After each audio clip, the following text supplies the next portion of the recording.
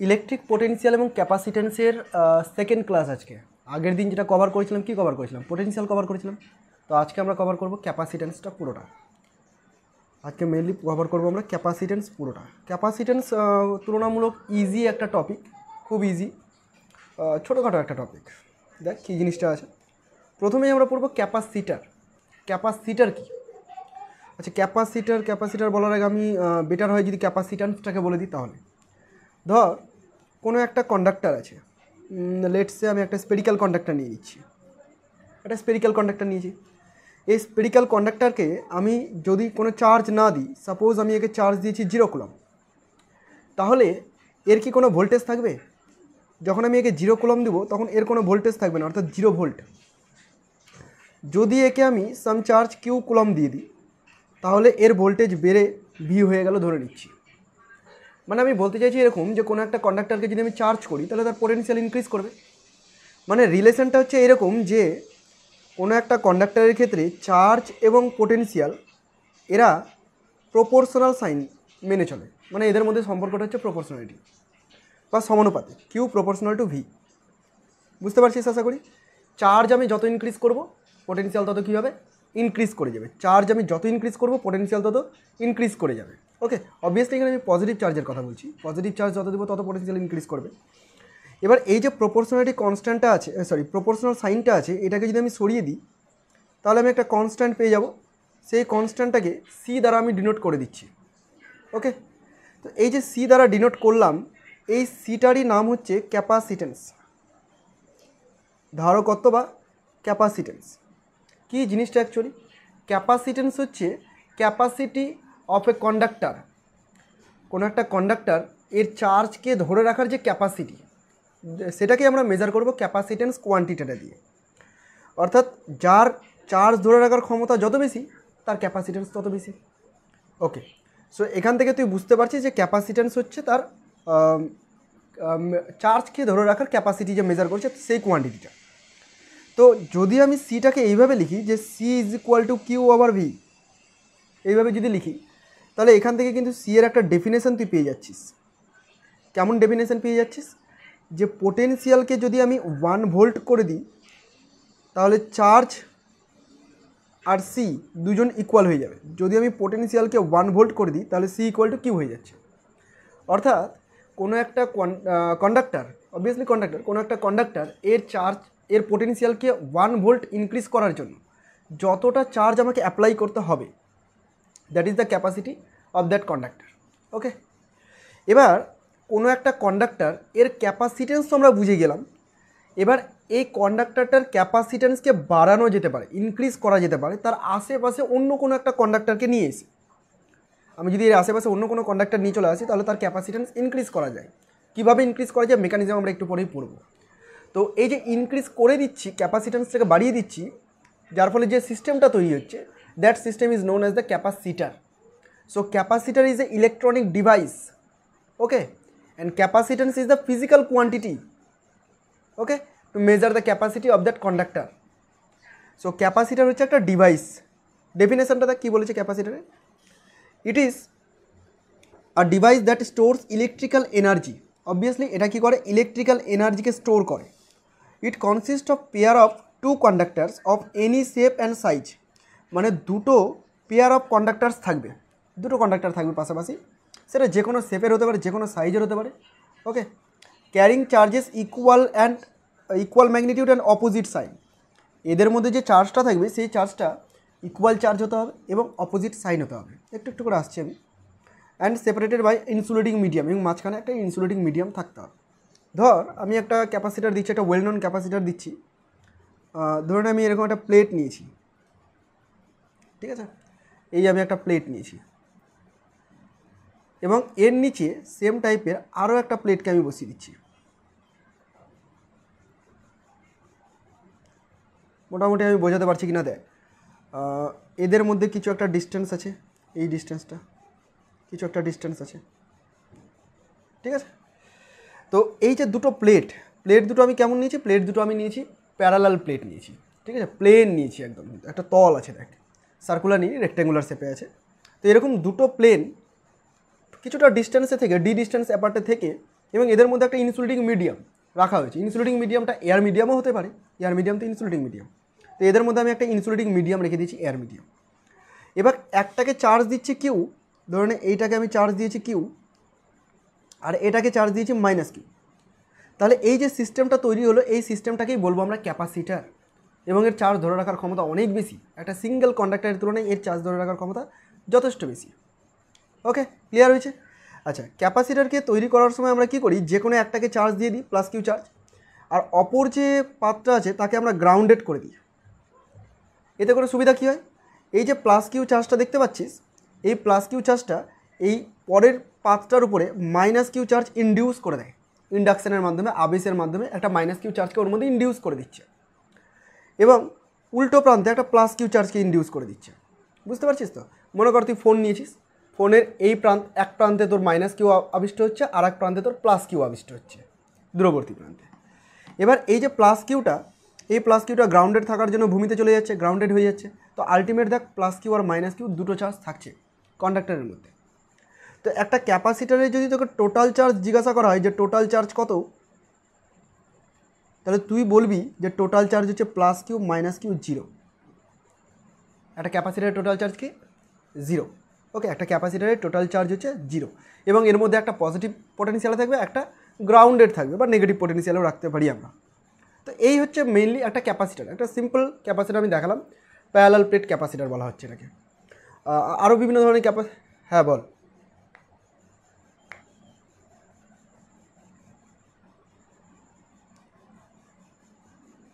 করে দিচ্ছি।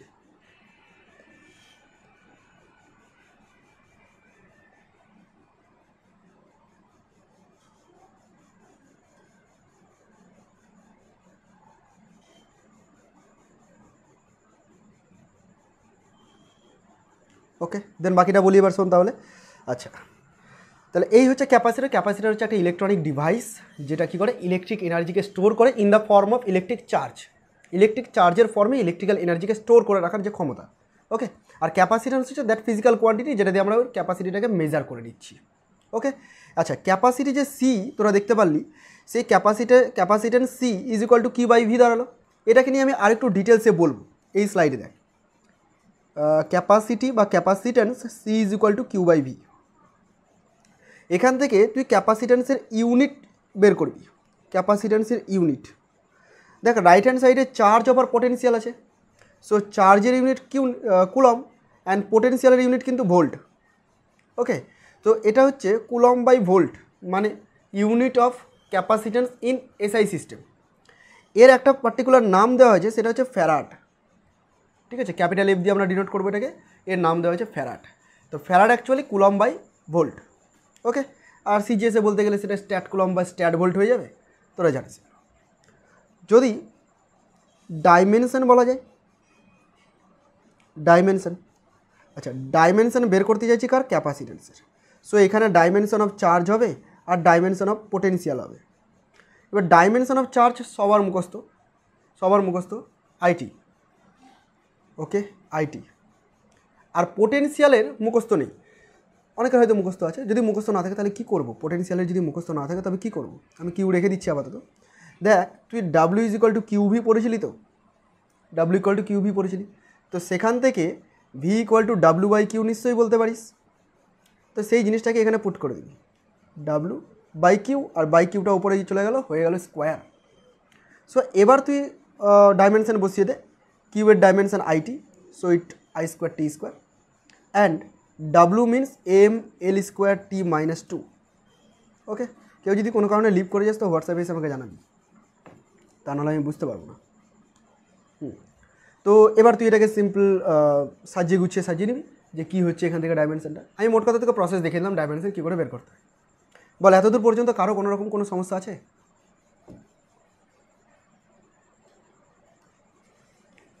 ওকে ওকে ওকে, so capacitance clear হয়ে গেল। ক্যাপাসিটার জিনিসটা কি সেটাও বুঝে গেলি। এবার আইসোলেটেড স্পেরিক্যাল কন্ডাক্টর। একটা আইসোলেটেড, এই ওয়ার্ডটা ভালো করে বুঝবি। আইসোলেটেড মানে হচ্ছে এর সাথে আর কেউ কন্ট্যাক্টে নেই, এর আশেপাশে যেসব পরিবাহীগুলো আছে, ইনসুলেট আছে, তাদের সাথে এর কোনো কানেক্টই নেই। ঠিক আছে, তো আমি যদি একে চার্জ দিই প্লাস কিউ চার্জ, যদি এটা কন্ডাক্টার হয় তাহলে এই প্লাস কিউ চার্জটা কিন্তু ছড়িয়ে যাবে সব জায়গায়। জানি আমরা কন্ডাক্টার কী করবে, প্লাস কিউ চার্জটাকে চারদিকে ছড়িয়ে নেবে এবং সেটা বাইরের পৃষ্ঠে থাকবে, এটা আমরা জানি। আমি বের করতে চাইছি এই স্পেরিক্যাল কন্ডাক্টারটার ক্যাপাসিটি কত আর ক্যাপাসিট্যান্স কত। তো চার্জ দিয়েছে কিউ, পোটেনশিয়াল হয়ে গেছে ভি, ধরে নে পোটেনশিয়াল কত হয়ে গেছে, পোটেনশিয়াল হয়ে গেছে ভি চার্জ দেওয়ার ফলে। আচ্ছা এর একটা রেডিয়াস আছে, আমি ধরে নিচ্ছি সেই রেডিয়াসটা আর, ক্যাপিটাল আরই ধরে নিচ্ছি। তাহলে তুই এরকম বলতে পারবি যে পোটেনশিয়াল ভি মানে হচ্ছে 1/4πε0 মাল্টিপ্লাইড কিউ বাই আর। এটাই পোটেনশিয়ালের formula throughout this region. এই স্পেরিক্যাল যে ক্যাপাসিটারটা আছে তার ভেতরে থ্রু আউট রিজিয়নটাতে পোটেনশিয়াল হবে 1/4πε0 কিউ বাই আর। এবার তুই এটাও পড়েছিস যে সি ইকুয়াল টু আবার কিউ বাই ভি হয়, সি ইকুয়াল টু তুই পড়েছিস আবার কিউ বাই ভি হয়। আমার তো সি বের করার উদ্দেশ্য এখানে। ওকে, তো দেখ এই রাশিমালা থেকে তুই যদি কিউ বাই ভি করিস তাহলে এইরকম হয়ে যাচ্ছে না 4πε0 আর। অর্থাৎ তোর ফর্মুলা এরকম দাঁড়াচ্ছে যে সি ইকুয়াল টু 4πε0 আর। এই পুরো কাজটা আমি এসআই সিস্টেমে করেছি। সো এসআই সিস্টেমে ক্যাপাসিটেন্স মানে ধারকত্ব এর সাথে ব্যাসার্ধের সম্পর্ক তুই পেয়ে গেলি। অর্থাৎ কোনো একটা আইসোলেটেড স্পেরিক্যাল কন্ডাক্টর যদি থাকে, আমি ক্যাপাসিটার বলিনি, ক্যাপাসিটার থাকতে গেলে দুটো থাকতে হবে, আর যখন আমি কন্ডাক্টর বলছি মানে একটাই আছে। তো এখানে একটা আইসোলেটেড স্পেরিক্যাল কন্ডাক্টর নিয়েছি, তার রেডিয়াস যদি আর হয় সেখান থেকে তুই ডিরেক্ট ক্যাপাসিটেন্স বের করে নিতে পারবি। অর্থাৎ রেডিয়াসের সাথে ক্যাপাসিটেন্সের ডিরেক্ট সম্পর্ক। আশা করি বুঝতে পারছিস। এই পুরো সিস্টেমটাই যদি আমি সিজিএস সিস্টেমে করতাম তাহলে এটা হতো C equal to R, just R হয়ে যেত। হ্যাঁ, একটা খুব বেশি হলে কে আসতো ডাইলেকট্রিক কনস্ট্যান্ট বোঝানোর জন্য। এয়ার মিডিয়াম হয়ে গেলে তো কে এর মান 1, আদারওয়াইজ কে একটা চলে আসতো। তো আমি এয়ার মিডিয়াম ধরে নিচ্ছি, সি ইকুয়াল টু আর হয়ে যেত। তো এই দুটো আমি লিখলাম, একটা এসআই সিস্টেমে লিখলাম আর একটা সিজিএস সিস্টেমে লিখলাম। অর্থাৎ সিজিএস সিস্টেমে দেখ রেডিয়াস আর ক্যাপাসিটেন্সের ম্যাগনিটিউড সেম, শুধু ইউনিটের ডিফারেন্স আর কিছু নেই। ওকে ওকে, তাহলে এতদূর পর্যন্ত তোরা বুঝতে পারলি আশা করছি। আচ্ছা 4πε0 যে ভ্যালুটা আছে, এই 4πε0 একটা মান আছে, মনে পড়ছে কিনা তোদের? সি ইজ ইকুয়াল টু 4πε0কে আমি 1/9 × 10⁹ লিখতেই পারি, আর উপরে একটা আর ছিল, এমনটা কিন্তু আমি লিখতেই পারি। তো এই হচ্ছে তোর স্পেরিক্যাল কন্ডাক্টরের ক্ষেত্রে ক্যাপাসিট্যান্সের রাশিমালা। চল এবার নেক্সট প্রবলেমে চলে আসছি। কোয়েশ্চেন নাম্বার 1, এটা যেই মেন 2019-এর কোয়েশ্চেন, তবে বেসিক কোয়েশ্চেন, ঘাবড়ানোর কিছু নেই। একবার কোয়েশ্চেনটা তোরা রিডিং পড়ে নে।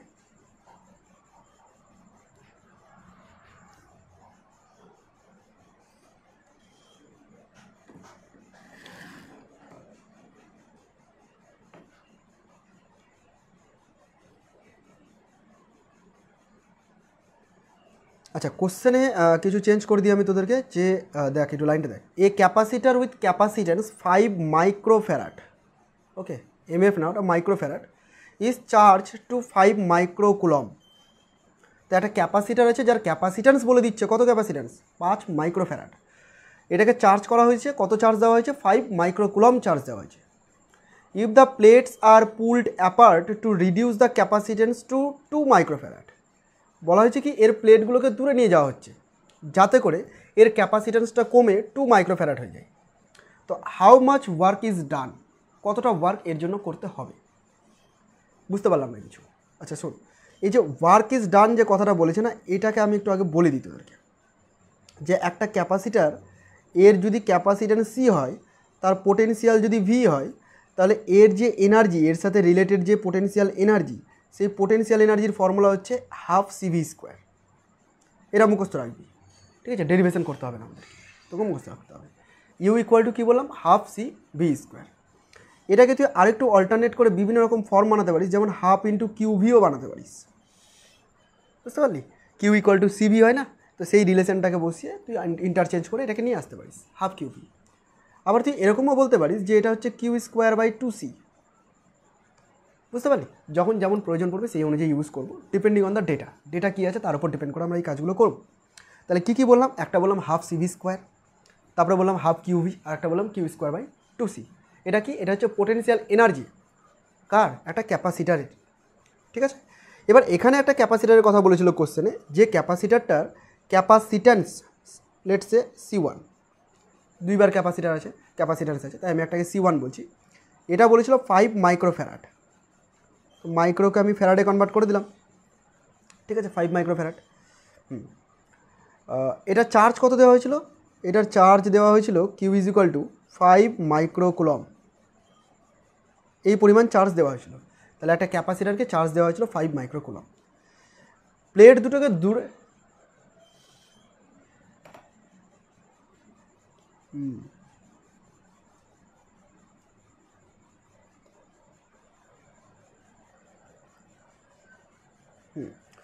তো এই চার্জ দেওয়া হলো 5 মাইক্রোকুলম। এবার বলেছে প্লেট দুটোকে দূরে নিয়ে যাওয়া হলো যাতে করে এর ক্যাপাসিটেন্সটা 2 মাইক্রোফ্যারাড হয়ে যায়। হাউ মাচ ওয়ার্ক, তাহলে কতটা ওয়ার্ক ডান করতে হলো? আমি এখানে কী করবো বলতো, আমি করব ফার্স্ট কেসে ওর পোটেনশিয়াল এনার্জি কত ছিল, আর পরে ওই চেঞ্জ করার জন্য ওর সেকেন্ড কেসে পোটেনশিয়াল এনার্জি কত হলো। এই দুটো পোটেনশিয়াল এনার্জির যদি আমি গ্যাপ নিয়ে নিই তবেই বুঝে যাবো যে ওয়ার্ক ডান কত হয়েছে। সো আমার কাজ পোটেনশিয়াল এনার্জিগুলো বের করা। এবার ফার্স্ট কেসে আমি যখন পোটেনশিয়াল এনার্জি বের করব, সেকেন্ড কেসে 2 মাইক্রোফ্যারাড মানে 2 × 10⁻⁻6 ফ্যারাড। আচ্ছা, যখন আমি পোটেনশিয়াল এনার্জি বের করব ফার্স্ট কেস E1, আমি এই তিনটার মধ্যে কোন ফর্মুলাটাকে ইউজ করব, তার জন্য তুই ডেটায় চলে যা। ডেটায় দেখ চার্জ কত দেওয়া হয়েছে, 5 × 10⁻⁻6 কুলম। এই যে চার্জটা দেওয়া হয়েছে, এবার চার্জ দেওয়ার পর প্লেট দুটোকে কাছে নিয়ে আসি বা দূরে নিয়ে যাই, চার্জ কিন্তু আর চেঞ্জ হবে না, চার্জ ওই প্লেটের মধ্যে 5 মাইক্রোকুলমই থাকবে। সুতরাং চার্জের ব্যাপারটা এখানে চলে আসছে আর ক্যাপাসিট্যান্স চেঞ্জ হচ্ছে। তাহলে ফর্মুলা হিসেবে আমি Q²/2C ইউজ করলেই আমার বেটার হবে, চার্জও আছে ক্যাপাসিট্যান্সও আছে। সো আমি এটাকে ইউজ করছি। ইন ফার্স্ট কেস বোঝানোর জন্য C1 করে দিলাম, ঠিক আছে। Q² ভ্যালু এখানে তুই জানিস, পরে বসিয়ে দিচ্ছি আমি। U2 মানে সেকেন্ড কেসে এটা Q²/2C2। এবার তুই কী করবি, পোটেনশিয়ালের এনার্জির ডিফারেন্স করবি, অর্থাৎ U2 - U1 করবি। যদি মাইনাস করিস তাহলে Q²/2টা কমন চলে যাবে, আর কি থাকবে 1/C2 - 1/C1। ক্যালকুলেশন তোরা নিজেরাই পারবি, যদি খাতা পেন নিয়ে বসেছিস নিশ্চয়ই খাতা পেন নিজেরা করতে থাক, আমিও করতে থাকছি। 5 × 10⁻⁻6 / 2। আচ্ছা, C2-র ভ্যালু আছে 1/2 10⁻6, 10⁻6 ওপরে দিয়ে দিলাম, 2 থাকলো, 10⁻6 ওপরে চলে গেল আর নিচে 5 থাকলো। সো এটাকে ক্যালকুলেশন করে নেয়। 5/2 10⁻6 কমন নিলে কেটে যাচ্ছে, 1/2 - 1/5, 5/2 ইন্টু নিচে 10 থাকবে, ওপরে 3 থাকবে, ঠিক আছে। অর্থাৎ এটা হচ্ছে 3/4। কত হচ্ছে এটা? 3/4। দেখ তোর ক্যালকুলেশন কিছু ভুল করলাম কি?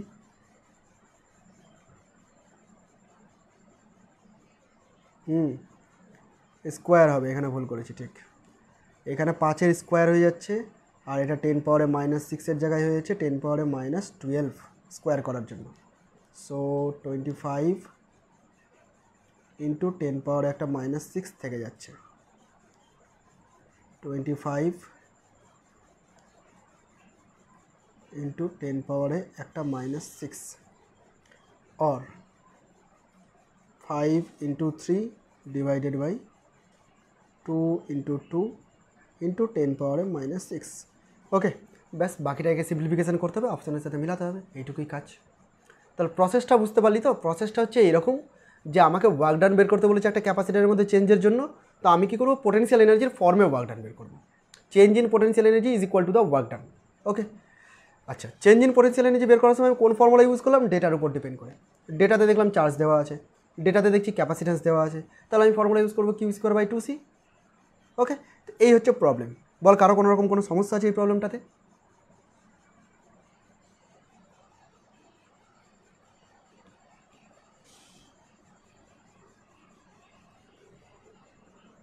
ওকে, এইবার যে পয়েন্টটা আছে দেখ, এটা হচ্ছে redistribution of charges. Redistribution of charges আমি এখানে দুটো কন্ডাক্টর দেখিয়েছি, দুটো কন্ডাক্টর, ঠিক আছে।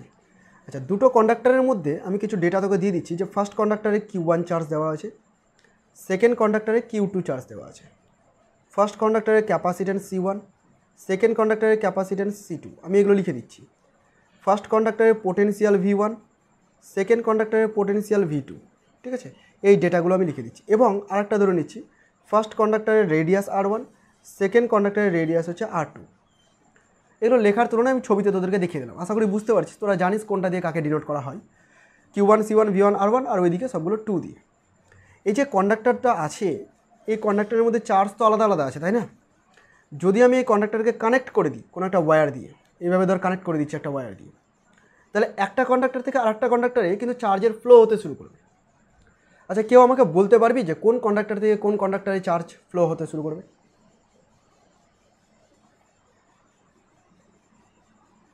এক থেকে দুইয়ে নাকি দুই থেকে একে, কোনটা থেকে কোনটাতে চার্জের ফ্লো হতে শুরু করবে?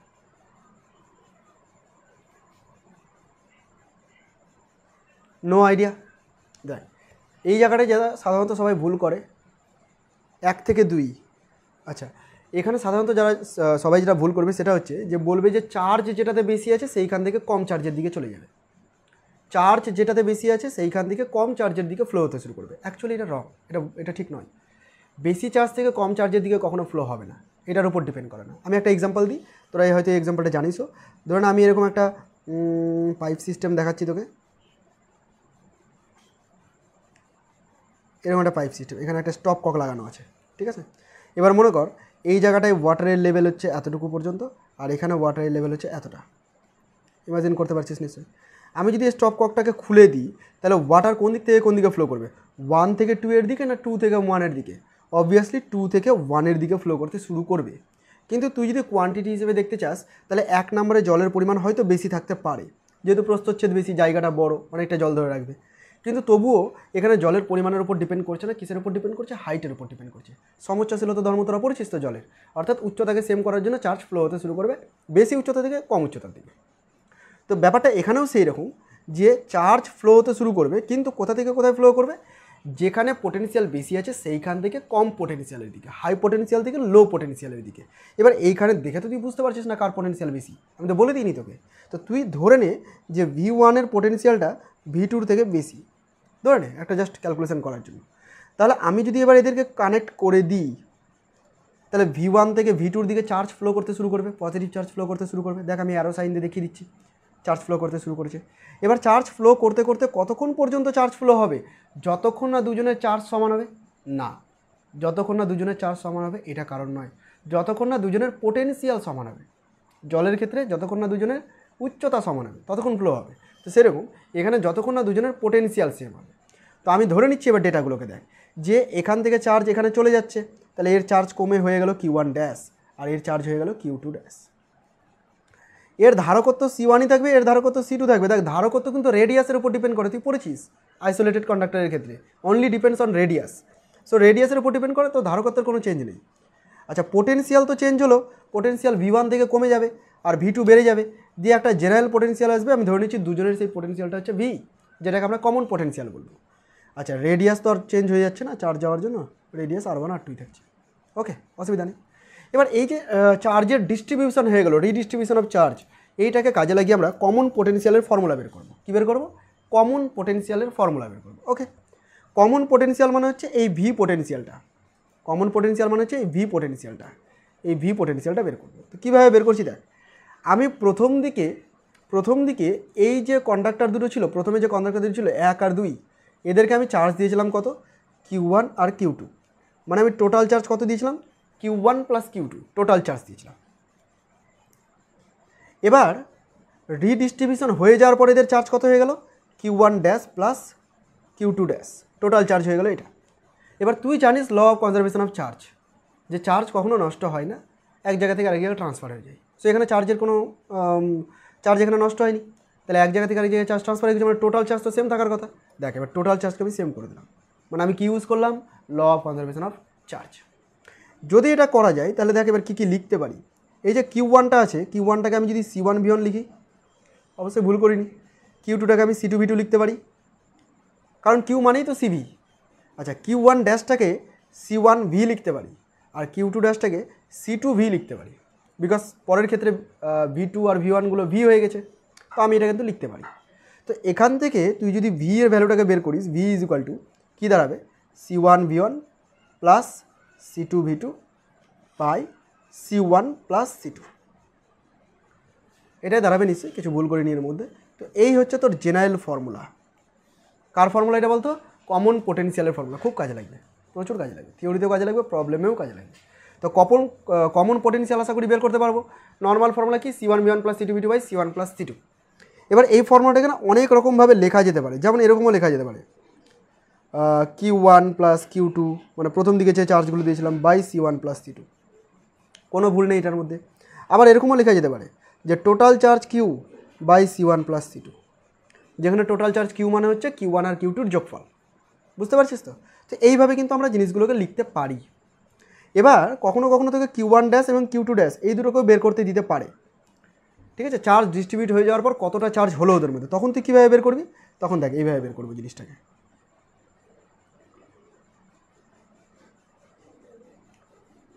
আচ্ছা, তখন এইভাবে বের করবো যে পরে Q1' মানে কি রে? Q1' মানে C1V। ঠিক আছে, আচ্ছা ভি তো তুই জানিস, ভি হচ্ছে C1V1 + C2V2 / C1 + C2। ব্যাস, ডেটা থাকবে, ক্যালকুলেট করা যাবে। অনুরূপে তুই Q2'টাকেও লিখতে পারিস। Q2'কে কীভাবে লিখতে পারিস? C2V, মানে এখানে C2 পড়ে থাকবে আর বাকি এখানে সেম এস যেটা আছে সেটাই পড়ে থাকবে। বুঝতে পারছিস তো? আচ্ছা, যদি আমি Q1' / Q2' রেশিও বের করি, Q1' / Q2', তাহলে দেখ তো C1 / C2 হবে না? দেখ তো C1 / C2 হচ্ছে না? C1 / C2 হচ্ছে। অর্থাৎ চার্জের যে ডিস্ট্রিবিউশন সেটা তাদের ক্যাপাসিট্যান্সের রেশিওতে কনভার্ট হয়ে যাচ্ছে। ক্যাপাসিট্যান্স যে আছে সেই রেশিও অনুযায়ী তাদের চার্জের ডিস্ট্রিবিউশন হচ্ছে। ক্লিয়ার হয়েছে? বল এতদূর পর্যন্ত কারো কোনো রকম কোনো সমস্যা থাকলে?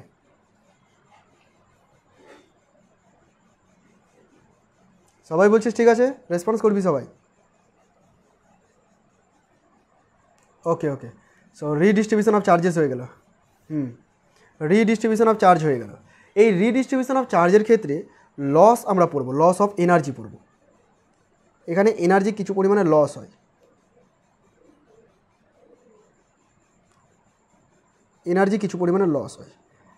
এর থিওরি মানে ক্যালকুলেশনটা একটু বড় সড়ো আছে, আমি ক্যালকুলেশনটা করছি না, জাস্ট ফর্মুলা বলে দিচ্ছি আর কীভাবে হচ্ছে সেই জিনিসটা বলে দিচ্ছি, কারণ দরকার পড়বে না এত বড় ক্যালকুলেশন করা। দেখ, প্রথম দিকে লস অফ এনার্জি কেন আসছে?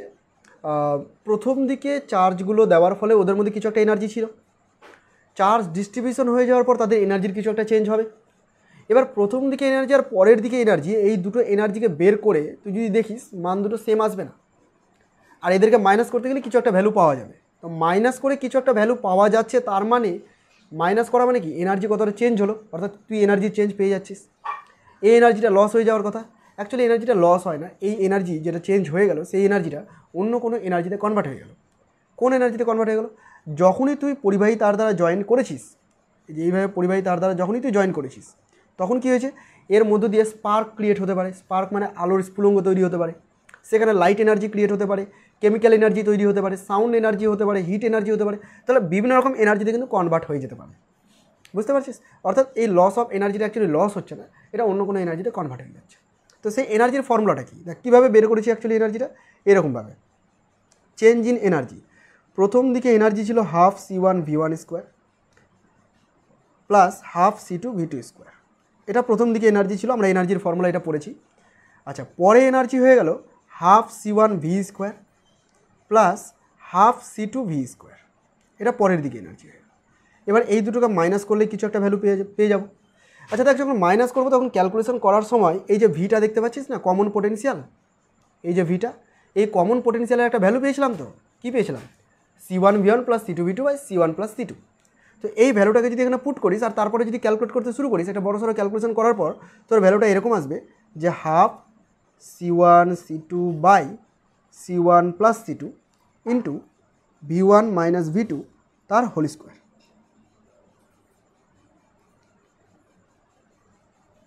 এইটা পাওয়া যাবে। বুঝতে পারলি? বুঝতে পারছিস ফর্মুলাটা কি? ফর্মুলাটা মুখস্থ করতে হবে, half C1 C2 / C1 + C2 into V1 - V2 তার হোল স্কোয়ার। এবার এই জায়গাটা মনে রাখাটা খুব ইজি, কঠিন কিছু নেই। দেখ, হাফ CV² মতো লাগছে দেখতে অনেকটা, এনার্জি তো। আচ্ছা, ভি এর জায়গাতে পোটেনশিয়ালের ডিফারেন্স নিয়ে নিয়েছে V1 - V2, আর সি এর জায়গাতে C1 C2 / C1 + C2। আমরা পড়বো এটা, প্যারালাল কম্বিনেশন পড়বো, সিরিজ কম্বিনেশন পড়বো, তখন ওই ইকুইভ্যালেন্ট ক্যাপাসিট্যান্স বের করেছি অ্যাকচুয়ালি এটা সেইখান থেকে, মানে তার মতো লাগছে দেখতে। তো এইভাবে তুই মনে রাখতে পারিস, আমি মনে রাখার জন্য বলছি। কী পেলাম? Del U equal to half C1 C2 / C1 + C2 into V1 - V2 তার হোল স্কোয়ার। এটা কি পেলাম, এটা আমরা পেলাম লস অফ এনার্জি। এনার্জি কতটা লস হচ্ছে, ফর্মুলাটা মুখস্থ রাখতে হবে, ডিরেক্ট ফর্মুলা পেয়ে যাবি, মানে ডিরেক্ট কোশ্চেন পেয়ে যাবি এটার উপর ডিপেন্ড করে। ওকে চল, এবার একটা যে পার্ট আছে সেটা হচ্ছে ডাইইলেকট্রিক, একটু আলাদা পার্ট। ডাইইলেকট্রিক কি, পরাবৈদ্যুতিক ধ্রুবক যেটাকে আমরা বলে থাকি, পরাবিদ্যুৎ অ্যাকচুয়ালি পরাবিদ্যুতিক মাধ্যম, আর ডাইইলেকট্রিক কনস্ট্যান্ট মানে হচ্ছে পরাবৈদ্যুতিক ধ্রুবক। তো ডাইইলেকট্রিক হচ্ছে one type of insulator, they are insulating মানে non conducting materials that can produce electric effect without conduction. The conductor কী করে, কন্ডাকশনের মাধ্যমে ইলেকট্রিক এফেক্টটাকে বহন করে, কিন্তু ইনসুলেটারের মধ্যেও কিছু প্রপার্টি আছে যে প্রপার্টির জন্য তারা ইলেকট্রিক্যাল যে এফেক্ট সেটাকে কনভার্ট করে উইদাউট কন্ডাকশন। কন্ডাকশন তো হয়ই না এদের মধ্যে, কন্ডাকশন ছাড়াই এফেক্ট এক জায়গা থেকে আরেক জায়গায় নিয়ে যেতে পারে। তো এই ধরনের মেটেরিয়ালকেই বলছি আমরা ডাইইলেকট্রিক। অ্যাকচুয়ালি যে কোনো ইনসুলেটারকে আমরা ডাইইলেকট্রিক বলতে পারি, তবে ডাইইলেকট্রিক হওয়ার জন্য কিছু বিশেষ প্রপার্টি মেনটেন করতে হয়। আমরা এখানে টু টাইপসের ডাইইলেকট্রিক পড়ব। একটা ডাইইলেকট্রিক হচ্ছে নন পোলার ডাইইলেকট্রিক, আর একটা হচ্ছে পোলার ডাইইলেকট্রিক। দেখ এখান থেকে ডিরেক্ট কোশ্চেন তোদের নিতে আসবে না, ডিরেক্ট কোশ্চেন দেবে না, তবে হ্যাঁ কনসেপ্টটা জেনে রাখা দরকার। কখনো কখনো আমি ডাইইলেকট্রিক ইউজ করবো, নন পোলার পোলার ইউজ করবো, তুই যেন গুলিয়ে না যাস। নন পোলার ডাইইলেকট্রিক মানে হচ্ছে সেই সব ডাইইলেকট্রিকগুলো যাদের পোল নেই, মানে ইলেকট্রিক ডাইপোল মোমেন্ট যাদের জিরো।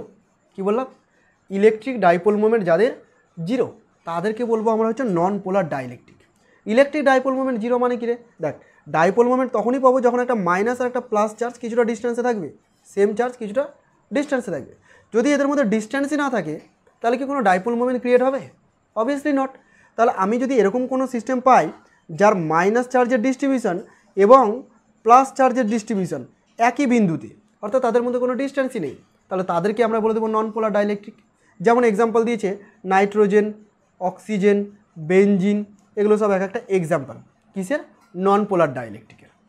তাহলে পোলার ডাইইলেকট্রিক কি, যাদের ইলেকট্রিক ডাইপোল মোমেন্ট আছে। যেমন ইলেকট্রিক ডাইপোল মোমেন্ট কখন পাওয়া যাবে, যখন প্লাস আর মাইনাস কিছুটা ডিস্টেন্সে থাকবে। যেমন একটা এক্সাম্পল দিই আমি তোদেরকে, HCl, H প্লাস আর Cl মাইনাস, এদের মধ্যে কিছুটা ডিস্টেন্স থাকবে এবং দুজনেই দেখ unit positive charge unit negative charge, তাহলে এটা একটা ডাইপোল মোমেন্ট ক্রিয়েট করছে, সো এটাকে আমরা বলবো পোলার ডাইইলেকট্রিক। সিমিলারলি H2O মধ্যে কী পাওয়া যাবে, একটা H প্লাস পাওয়া যাবে, একটা OH মাইনাস পাওয়া যাবে, তাহলে এটা হচ্ছে একটা পোলার ডাইইলেকট্রিক। ওকে, আশা করি তোরা বুঝতে পারছিস সেটা, যে পোলার কাকে বলছি আর নন পোলার কাকে বলছি। ঠিক আছে, ব্যাস এইটুকুই শুধু জেনে রাখবি যে ডাইইলেকট্রিকগুলো কোনগুলো, আর সাথে একটু এক্সাম্পলগুলো দেখে রাখবি। ওকে আচ্ছা, ডাইইলেকট্রিক কনস্ট্যান্ট, যে কোনো ডাইইলেকট্রিক মিডিয়ামের একটা কনস্ট্যান্ট, একটা মানে ওকে রিপ্রেজেন্ট করার জন্য একটা ডাইইলেকট্রিক কনস্ট্যান্ট আছে, যাকে আমরা নর্মালি কে দিয়ে ডিনোট করে থাকি, পড়ে এসেছি এতদূর পর্যন্ত। পরাবৈদ্যুতিক ধ্রুবক ডাইইলেকট্রিক কনস্ট্যান্ট, যাকে আমরা কে দিয়ে ডিনোট করে থাকি। এবার এই কে ডেফিনেশন যদি তোকে আমি বলতে দিই, দেখ তুই একটা ফর্মুলা এরকম পড়েছিস যে এপসাইলন মানে হচ্ছে কে এপসাইলন নট, পড়েছিস তো এটা? এপসাইলন মানে হচ্ছে কে এপসাইলন নট, যেখানে এপসাইলন কি, পারমিটিভিটি অফ দ্য মিডিয়াম, আর এপসাইলন নট কি, permittivity of the free space, তাই তো রে?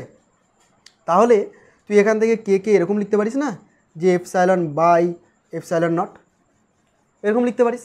আচ্ছা, কিন্তু আমি এখানে ডেফিনেশনটাকে একটু অন্যরকমভাবে লিখেছি, এইভাবে লিখেছি যে কে মানে হচ্ছে ই নট বাই ই, যেখানে ই নট হচ্ছে electric field in free space অথবা এয়ার মিডিয়াম, এবং ই মানে হচ্ছে electric field in that medium, যে মিডিয়ামে আমি ডাইইলেকট্রিক কনস্ট্যান্টের কথা বলছি। বুঝতে পারছিস? দেখ আমি এক্সাম্পল রাশিমালাটা লিখে দিলে তোরা বুঝিয়ে যাবি। ধর ই নট মানে হচ্ছে এয়ার মিডিয়ামের ইলেকট্রিক ফিল্ড, তো সেক্ষেত্রে ফর্মুলা হবে 1/4 পাই এপসাইলন নট Q/r²। আর ই নট দিলাম না, ই মানে হচ্ছে ইলেকট্রিক ফিল্ড কোন রিজিয়নে, যে কোনো মিডিয়ামে, তাহলে সেক্ষেত্রে তার এপসাইলন নট হবে না, সেক্ষেত্রে এপসাইলন হবে, তাহলে এটাকে তুই লিখবি Q/r²। এবার দেখ তো, তুই যদি ই নট বাই ই করিস, এটা বাই এটা যদি ডিভাইড করিস, তাহলে কি হচ্ছে, এপসাইলন বাই এপসাইলন নটই তো পাওয়া যাচ্ছে নাকি, এবং সেটাকে তুই কে বলতে পারিস না। তো এইভাবে এখানে ডেফিনেশনটা দিয়েছি, ঠিক আছে, যে কোনো একটা ফ্রি স্পেসে ইলেকট্রিক ফিল্ড যা হবে এবং অন্য যে মিডিয়ামে বের করছি সেই মিডিয়ামে ইলেকট্রিক ফিল্ড কী হবে, তাদের যে রেশিও, সেই রেশিওটাকে বলছি আমরা ডাইইলেকট্রিক কনস্ট্যান্ট। ওকে, একবার তুই ডেফিনেশনটা পড়ে নে, দেখ বুঝতে পারছিস কিনা, যদি বুঝে যাস তো রিপ্লাই করবি বুঝে গেছিস।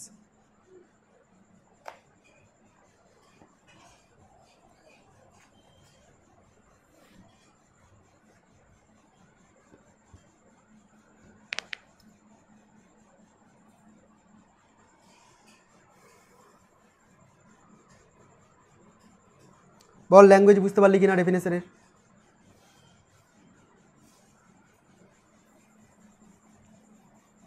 আচ্ছা লেখা বুঝতে পারলি না, ঠিক আছে আমি বলে দিচ্ছি একবার শোন।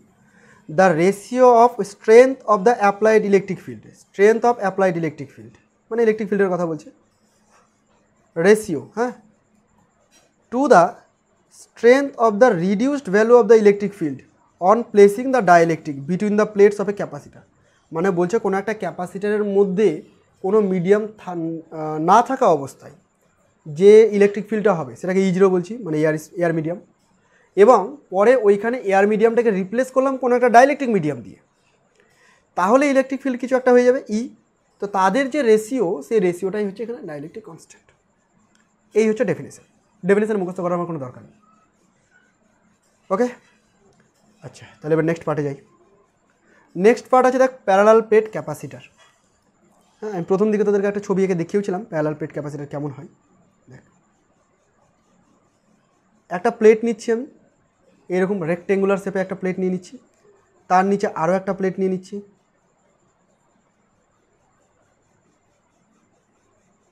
এইভাবে একটা প্লেট নিয়ে নিচ্ছি, মানে উপর নিচে দুটো প্লেট রাখা আছে, ঠিক আছে। তুই মনে করবি যে একটা ফোনকে ধর, ওর উপরে আর একটা ফোনকে ধরে নে, তাহলে যে সিস্টেমটা তৈরি হচ্ছে সেটা হচ্ছে ডাইইলেকট্রিক, কিছুটা ডিস্টেন্সে রেখে। তো এদের মধ্যে কিছু একটা ডিস্টেন্স থাকবে অবশ্যই, তা নাহলে ক্যাপাসিটার কেন হবে, একটা ডিস্টেন্স তো থাকতেই হবে। সেই ডিস্টেন্সটাকে আমি ডি বলে দিচ্ছি, ঠিক আছে, একটা ডিস্টেন্স থাকবে, সেই ডিস্টেন্সটাকে আমি ডি বলে দিচ্ছি। ওকে, এবার এই ক্যাপাসিটারটাকে যে কোনো একটা প্লেটকে আমাকে চার্জ করতে হবে। তো আমি একটা প্লেটকে চার্জ দিয়ে দিচ্ছি প্লাস কিউ, তাহলে অন্য প্লেটটা automatic minus Q plus Q হয়ে যাবে, মানে মাইনাস কিউ আর প্লাস কিউ আসবে। এবার প্লাস কিউটাকে তো গ্রাউন্ডেড করে দেবো, গ্রাউন্ডে চলে যাবে, তো আলটিমেট টোটাল চার্জ কত হবে, 0 হবে। এই হচ্ছে তোর একটা প্যারালাল প্লেট ক্যাপাসিটার। এবার এই প্যারালাল প্লেট ক্যাপাসিটারের ক্ষেত্রে আমরা ক্যাপাসিট্যান্সের একটা রাশিমালা পড়ব, ঠিক আছে। যে কোনো ক্যাপাসিটারের ক্ষেত্রে ক্যাপাসিট্যান্সের একটা রাশিমালা থাকবে, এটা তার সাইজের উপর ডিপেন্ড করবে, তার শেপের উপর ডিপেন্ড করবে, ঠিক আছে। যেমন আমরা এখন পড়ছি কি প্যারালাল প্লেট ক্যাপাসিটার পড়ছি, এরপরে একটু পরেই তোরা পড়বি স্পেরিক্যাল ক্যাপাসিটার, তারপরে পড়বি সিলিন্ড্রিক্যাল ক্যাপাসিটার, ঠিক আছে। তো শেপের উপর ক্যাপাসিট্যান্স ডিপেন্ড করে। তোরা সিলিন্ড্রিক্যাল ক্যাপাসিট্যান্স দেখেছিস, ফ্যানের যে ক্যাপাসিটারটা হয় হোয়াইট কালারের, সিলিন্ডার শেপের হয়ে থাকে, দুটো ওয়্যার বেরিয়ে থাকে, ঠিক আছে, এরকম টাইপের সিলিন্ডার হয়ে থাকে আর দুটো ওয়্যার বেরিয়ে থাকে। এটাকে সাধারণত আমরা বলে থাকি ফ্যানের ব্যাটারি কিনে নিয়ে আয়, অনেকে বলে ফ্যানের ব্যাটারি কিনে নিয়ে, অ্যাকচুয়ালি ব্যাটারি না, এটা হচ্ছে ক্যাপাসিটার সিলিন্ড্রিক্যাল শেপের। তো যাই হোক, আমরা পড়ছি প্যারালাল প্লেট ক্যাপাসিটার। এবার একটা প্যারালাল প্লেট ক্যাপাসিটারের যদি আমাকে ফর্মুলা মানে ডিরাইভ করতে হয়, কীভাবে ডিরাইভ করবো, ডেরিভেশনটাও দেখিয়ে দিচ্ছি, কারণ ডেরিভেশন দরকার আছে। তোর প্যারালাল প্লেট ক্যাপাসিটার বিভিন্ন জায়গায় বিভিন্ন রকমভাবে চেঞ্জ করবে, সেখানে কিন্তু তোর ডেরিভেশনের প্রয়োজন আছে। তো ডেরিভেশন করার জন্য আমাকে কী করতে হবে দেখ, একটা জেনারেল ফর্মুলা, সেটা হচ্ছে C that is Q by V. এটা আমার সব জায়গাতে ইউজ করতে হবেই ক্যাপাসিট্যান্স বের করতে গেলে। So C equal to Q by V. বাকি তোকে কী করতে হবে, পোটেনশিয়ালের একটা ফর্মুলা বের করে ওখানে বসিয়ে দিতে হবে, একটা ফর্মুলা পেয়ে যাবি তুই। কী বের করতে হবে, পোটেনশিয়ালের একটা ফর্মুলা বের করে ওখানে বসিয়ে দিতে হবে। এবার এই ক্ষেত্রে পোটেনশিয়াল যেটা বের করবো, পোটেনশিয়াল কার মধ্যে বের করবো, এই প্লেট দুটোর ভেতরে যে রিজিয়নটা আছে ইয়েলো কালার দিয়ে আমি দেখাচ্ছি, এই রিজিয়নটাতে আমি পোটেনশিয়াল বের করবো। আচ্ছা, পোটেনশিয়াল বের করার আগে আমি ইলেকট্রিক ফিল্ড বের করে দিই। তুই মনে করে দেখ, একটা প্লেটের জন্য তার আশেপাশে কোনো একটা বিন্দুতে ইলেকট্রিক ফিল্ডের ফর্মুলা ছিল সিগমা বাই 2 এপসাইলন নট। মনে পড়ছে? কোনো একটা ইনফাইনাইট প্লেন সিটের জন্য তার আশেপাশে ইলেকট্রিক ফিল্ডের ফর্মুলা কী ছিল, সিগমা বাই 2 এপসাইলন নট। তো এখানে তো দুটো প্লেট আছে রে, দুটো প্লেট আছে, একটা পজিটিভ চার্জের জন্য আছে, একটা নেগেটিভ চার্জের জন্য আছে। আচ্ছা, পজিটিভ চার্জের জন্য দেখ, এটা যদি পজিটিভ চার্জ হয়, এটা যদি পজিটিভ চার্জ হয়, এখান থেকে ইলেকট্রিক ফিল্ড সবসময় আউটওয়ার্ডস হবে, তাই না? আর যদি একটা প্লেট নিয়ে নিই নেগেটিভ চার্জ, তাহলে ও কী করবে, ইলেকট্রিক ফিল্ড নিজের দিকে হবে, ইনওয়ার্ডস হবে। তো এখানে দুটো প্লেট যেটা আছে ক্যাপাসিটারের মধ্যে, এই ওপরের প্লেটটা নিচের দিকে ইলেকট্রিক ফিল্ডের ডাইরেকশন দেখাবে, এবং নিচের প্লেটটাও নিচের দিকে ইলেকট্রিক ফিল্ডের ডাইরেকশন দেখাবে, পজিটিভ ঠেলে দিবে, মাইনাস টেনে নেবে। তো এই হচ্ছে ইলেকট্রিক ফিল্ডের ডাইরেকশন। অর্থাৎ দুটো প্লেটের জন্য তুই ইলেকট্রিক ফিল্ড পাচ্ছিস। কার কার জন্য পাচ্ছিস দেখ, ইলেকট্রিক ফিল্ড পাচ্ছিস দুটোর জন্য, একটা পাচ্ছিস পজিটিভের জন্য আর একটা পাচ্ছিস নেগেটিভের জন্য, এবং দুটোকে যোগ করে দিতে হবে টোটাল বের করতে গেলে। কেন যোগ করতে হবে, কারণ দুজনের ডাইরেকশন সেম আছে, তাই জন্য যোগ করতে হবে। ওকে, তো এবার প্লাস এর জন্য যদি বের করতে যাস তাহলে তো এটা হবে সিগমা বাই 2 এপসাইলন নট। মাইনাসের জন্য যদি বের করতে যাস তাহলে এটাও হবে সিগমা বাই 2 এপসাইলন নট। এখন আবার বলে দিস না যে মাইনাস সিগমা কেন বসালাম না, আমি মাইনাস কনসিডার করছি না বলেই তো ডাইরেকশন কনসিডার করে দিয়েছি, তাই না? যদি ডাইরেকশন কনসিডার না করতাম তাহলে মাইনাস কনসিডার করতে হতো আমাকে। তো যাই হোক, এটা যদি ক্যালকুলেট করিস তোর পেয়ে যাবি সিগমা বাই এপসাইলন নট। তো এটা হচ্ছে ইলেকট্রিক ফিল্ড একটা প্যারালাল প্লেট ক্যাপাসিটারের মধ্যে, তুই ডিরেক্ট মুখস্থ রাখতে পারিস। একটা প্যারালাল প্লেট ক্যাপাসিটারের মধ্যে ইলেকট্রিক ফিল্ড কত, সিগমা বাই এপসাইলন নট। এবার তুই বের করবি পোটেনশিয়াল। কী বের করবি এবার, potential.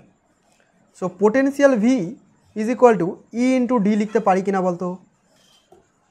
Electric field D throughout the reason electric field constant, আর ডিসপ্লেসমেন্ট ডি আছে দেখতেই পাচ্ছিস। সো ই ইন্টু ডি করলেই পোটেনশিয়াল পাওয়া যাবে। ওকে, তো এখান থেকে তুই ফর্মুলা হিসেবে বসিয়ে দে সিগমা বাই 2 এপসাইলন নট, ব্যাস তুই পোটেনশিয়াল পেয়ে গেলি। এবার তোর কাজ ক্যাপাসিট্যান্স বের করা। কোথা থেকে? এই ফর্মুলা থেকে। So capacitance C is equal two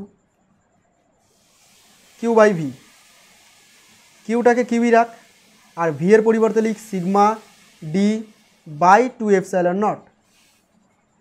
আচ্ছা, কিউটাকে কিউই রাখলাম, 2 এপসাইলন নট কেন? এটা তো শুধু এপসাইলন নট, কেউ তো বললি না আমাকে ভুল করেছি, এটা শুধু সিগমা বাই এপসাইলন নট পেয়েছিলাম।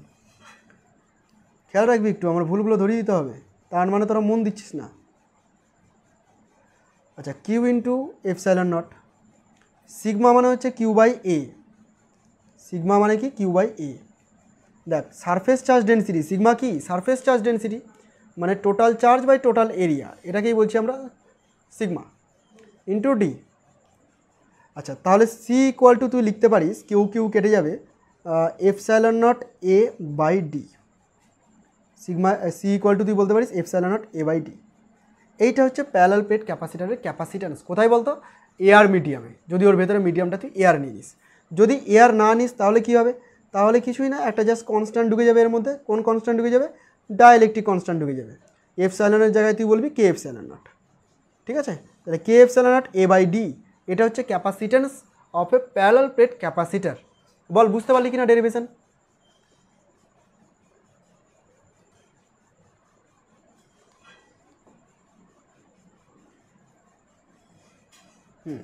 তাহলে parallel plate capacitor definition formula তোদের মুখস্থ হয়ে গেল তো?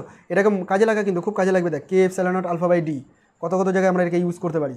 দেখ আমি এখানে ডিপেন্ডেন্সিটা তোদেরকে একটু দেখিয়ে দিচ্ছি, কী কী বিষয়ের উপর ডিপেন্ড করছে।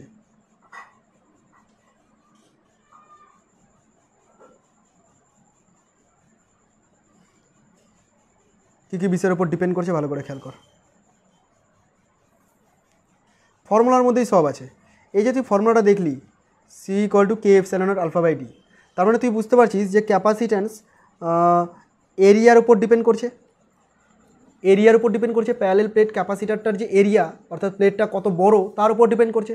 এরিয়া যত বেশি হবে, তুই এখানে লিখে দে, এরিয়া যত বেশি হবে, যত ইনক্রিজ করবি ক্যাপাসিট্যান্সও কিন্তু তত ইনক্রিজ করে যাচ্ছে। আচ্ছা, সিমিলারলি আবার দেখ ক্যাপাসিট্যান্স ডিপেন্ড করে আছে ডি এর উপর, মানে প্লেট দুটোর ডিস্ট্যান্সের উপর। ডিস্ট্যান্সকে তুই যত বাড়িয়ে দিবি ক্যাপাসিট্যান্স কিন্তু তত কমে যাবে, কারণ ইনভার্স সম্পর্ক আছে, তুই রাশিমালায় দেখতে পাচ্ছিস সব কিছু। আবার কিসের উপর ডিপেন্ড করছে? আবার এটা ডিপেন্ড করছে ডাইইলেকট্রিক মিডিয়ামের উপর। ডাইইলেকট্রিক মিডিয়ামের উপর, ডাইইলেকট্রিক মিডিয়াম যত বেশি ডাইইলেকট্রিক কনস্ট্যান্টযুক্ত মিডিয়াম ঢোকাবি তত ক্যাপাসিট্যান্স বেড়ে যাবে। বুঝতে পারছিস? তাহলে কী কী বিষয়ের উপর ডিপেন্ড করছে? এক তো তার সাইজের উপর ডিপেন্ড করছে, কত বড় শেপের নিচ্ছিস তুই। তারপরে কী করছে? ডিস্ট্যান্সের উপর, মানে তাদের প্লেট দুটোর মধ্যে যে সেপারেশন, সেই সেপারেশনের উপর ডিপেন্ড করছে। আর কিসের উপর ডিপেন্ড করছে? ওর মধ্যে আমি কোন ইনসুলেটিং মিডিয়াম বা কোন ডাইইলেকট্রিক মিডিয়াম ঢুকেছি সেই মিডিয়ামের উপর ডিপেন্ড করছে। যত বেশি ডাইইলেকট্রিক কনস্ট্যান্ট তত বেশি ক্যাপাসিট্যান্স। ওকে, তো এইভাবে আমরা প্যারালাল প্লেট ক্যাপাসিটরের ক্ষেত্রে ক্যাপাসিট্যান্সের রাশিমালাটাকে মুখস্থ রাখবো। ওকে, আচ্ছা নেক্সট প্যারালাল প্লেট ক্যাপাসিটরই আছে, তবে উইথ ডাইইলেকট্রিক স্ল্যাব। কী জিনিসটা একটু বোঝাই। মনে করো আমি এরকম দুটো প্লেট নিচ্ছি, এই একটা প্লেট আর 3 ডাইমেনশনাল নাইকে আমি এরকম বুঝিয়ে দিলাম, আর এই একটা প্লেট, দুটো প্লেট। এবার এই দুটো প্লেটের মাঝে তুই কী করলি? একটা ডাইইলেকট্রিক মিডিয়ামকে ঢুকিয়ে দিলি, এইটুকু জাস্ট এতটুকু একটা ডাইইলেকট্রিক মিডিয়ামকে তুই এর মধ্যে ঢুকিয়ে দিলি, পুরোটা না ঢুকিয়ে জাস্ট এইটুকু ঢুকিয়ে দিলি। ঠিক আছে, এবং এই ডাইইলেকট্রিক এই প্যারালাল প্লেট ক্যাপাসিটার যে টোটাল যে সেপারেশন ছিল ডি ছিল, এবং এখানে যতটুকু তুই বেধের একটা স্ল্যাবকে ঢুকিয়ে দিয়েছিস সেই বেধটাকে তুই টি বলে দে, যে টি বেধের একটা স্ল্যাবকে ওর মধ্যে ঢুকিয়ে দিয়েছিস। তাহলে সেই ক্ষেত্রে তোকে যদি ক্যাপাসিট্যান্স বের করতে দেয়, তুই ক্যাপাসিট্যান্সের রাশিমালা মুখস্থ রাখবি এরকম। কীভাবে? যে এপসাইলন নট এ ওপরে হবে, নিচে হবে T by K plus D minus T by 1। বুঝতে পারলাম না কী করলাম, বুঝতে পারলাম না। দেখ কীভাবে করছি আমি এটা। সি ইকুয়াল টু, তুই এটা তো মুখস্থ করেছিস K epsilon naught A by D. এটাকে যদি আমি এরকম লিখতাম epsilon naught A by D by K, নিশ্চয়ই ভুল করিনি, কেটাকে নিচে নিয়ে চলে যেতে পারতাম। ওকে, তো এইটাকে কাজে লাগিয়ে তুই পুরো জিনিসটাকে মনে রাখবি। যদি এখানে দুটো মিডিয়াম থাকে, দেখ একটা এয়ার মিডিয়াম তো আছেই ফাঁকা, আবার একটা কী আছে ইয়েলো কালারের একটা ডাইইলেকট্রিক মিডিয়ামও ঢুকিয়ে দিয়েছি। তো দুটো মিডিয়ামের জন্য নিচে দুটো পার্ট চলে আসবে, মানে দুটো ডি বাই কে চলে আসবে। প্রথমে যেটা আছে টি বেদের, তার যদি ডাইলেকট্রিক কনস্ট্যান্ট কে হয় তাহলে সেটাকে তুই টি বাই কে বলে দিলি। আর বাকি যে পার্টটা পড়ে থাকলো সেটা কতটুকু, টি বাদ দিয়ে দে ডি থেকে, তবে ডি মাইনাস টি পড়ে থাকলো। আর ডাইলেকট্রিক কনস্ট্যান্ট কত হবে, এয়ার মিডিয়াম আছে তার মানে 1 হবে, তাই এটাকে ডি মাইনাস টি বাই 1 লিখে দিয়েছি। বুঝতে পেরেছিস তো? অর্থাৎ জেনারেলি ফর্মুলাটা এরকম হচ্ছে যে epsilon naught A by D minus T plus T by K, মানে একটু সাজিয়ে গুছিয়ে লিখলাম আর কি। চাপ নেওয়ার কোনো দরকার নেই, হুবহু যে মুখস্থ রাখতেই হবে তার কোনো মানে নেই, ঠিক আছে? আমি তোদের সিম্পল একটা ফর্মুলা বলে দিচ্ছি কীভাবে মনে রাখতে হবে। আচ্ছা, আমি এটা বইয়ের মতো করে আগে তোদেরকে বলে দিলাম। আচ্ছা, যদি এরকম টি বেদের অনেকগুলো স্ল্যাবকে ঢুকিয়ে দিই, একটা T1 বেদের ঢুকিয়ে দিলাম, একটা T2 বেদের ঢুকিয়ে দিলাম, একটা T3 বেদের ঢুকিয়ে দিলাম, তো এরকম যদি ঢুকিয়ে দিই তাহলে সিম্পল ফর্মুলাটা চেঞ্জ হচ্ছে কীভাবে দেখ, ডিটা ডিই থাকবে, টি এর জায়গাতে লিখবি T1 plus T2 plus T3 plus dot dot dot dot, তারপরে টি বাই কে ওটার জায়গায় লিখবি T1 by K plus T2 by K, মানে K1 K2 plus dot dot dot, এইভাবে লিখবি। ঠিক আছে? মনে রাখাটা খুব একটা কঠিন তো নয়, তাই না?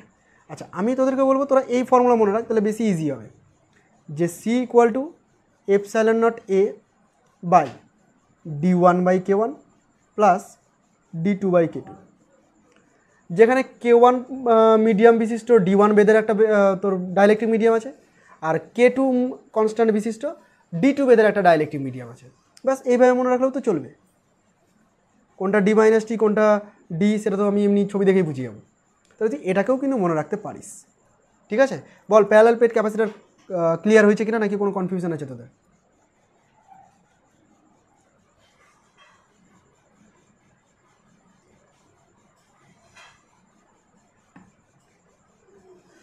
একটু রেসপন্স কর সবাই, না তো বুঝতে পারবো না সাউন্ড টাউন্ড যাচ্ছে কিনা।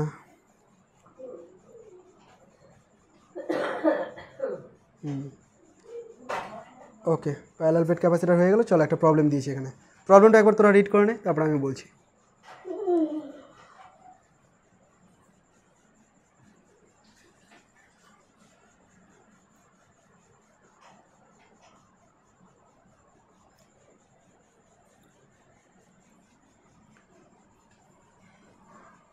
আচ্ছা বলি তাহলে, বলা হয়েছে একটা স্ল্যাব আছে of copper of thickness B is inserted in between the plates of a parallel plate capacitor as shown in the figure.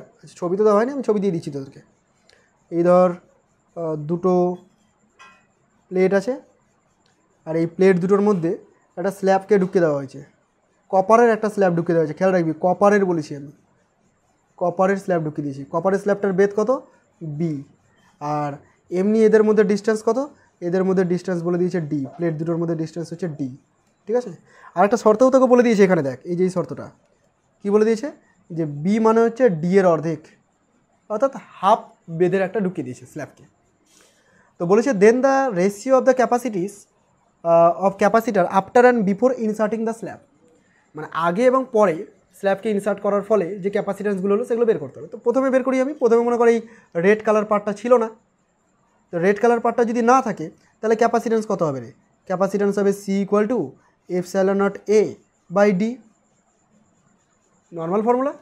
আর পরবর্তী ক্ষেত্রে যেটাকে আমি সি ড্যাশ বলে দিচ্ছি, চেঞ্জ হয়ে গেল আফটার, তখন কী হয়েছে, স্ল্যাব ঢোকানো হয়েছে। এবার স্ল্যাব ঢোকাতে গেলে আমি কী বলেছিলাম ফর্মুলা, এপসাইলন নট এটা উপরে রাখবি, আর এখানে কী করবি, এখানে করবি D1 by K1 plus D2 by K2।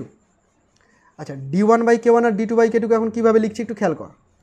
D1টাকে তুই যদি বি ধরে নিস, D1টাকে যদি তুই বি ধরে নিস, তাহলে K1টা কী বলতো, ওই কপারের ডাইলেকট্রিক কনস্ট্যান্ট। তা এটা যদি বি হয় তাহলে বাকি যে D2টা পড়ে থাকলো সেটা কী হবে, সেটা বিকে মাইনাস করে দে, ডি মাইনাস বি, বাকি যতটুকু পড়ে থাকলো তার নিচে কী হয়ে যাবে, তার নিচে 1 হয়ে যাবে, কারণ এয়ার মিডিয়াম তো। ওকে, এখান থেকে দেখ ক্যালকুলেশন যদি করিস, এপসাইলন নট এ বাই এই যে বি বাই K1 দেখতে পাচ্ছিস, এটাকে লিখবি বি বাই ইনফাইনাইট। কেন লিখবি এটাকে বি বাই ইনফাইনাইট, তার কারণ তুই একটা মেটালকে ভেতরে ঢুকিয়েছিস, মেটাল বলতে কপারকে ঢুকিয়েছিস, কপার তো মেটাল, একটা মেটালকে ঢুকিয়েছিস। মেটালের ক্ষেত্রে ডাইলেকট্রিক কনস্ট্যান্ট কিন্তু ইনফাইনাইট হয়, যে কোনো ধাতুর ডাইলেকট্রিক কনস্ট্যান্ট কী হয়, ইনফাইনাইট হয়। তো ইনফাইনাইট বসিয়ে দিলাম, তাহলে কী পড়ে থাকবে এখানে, ডি মাইনাস বি। আচ্ছা, ডি বাই ইনফাইনাইট তো বাদ হয়ে গেল, জিরো হয়ে গেল এটা, তাহলে থাকছে কি epsilon naught A by D minus B, আর বিকে আবার তুই লিখতে পারিস ডি বাই টু, পারিস লিখতে। ব্যাস ক্যালকুলেশন করতে টু একটা উপরে চলে যাবে আর D epsilon naught A by D পড়ে থাকবে। অর্থাৎ পরবর্তী ক্ষেত্রে যে ক্যাপাসিট্যান্সটা সেটা আগের ক্যাপাসিট্যান্সের ডাবল হয়ে গেল। বুঝতে পেরেছিস রে?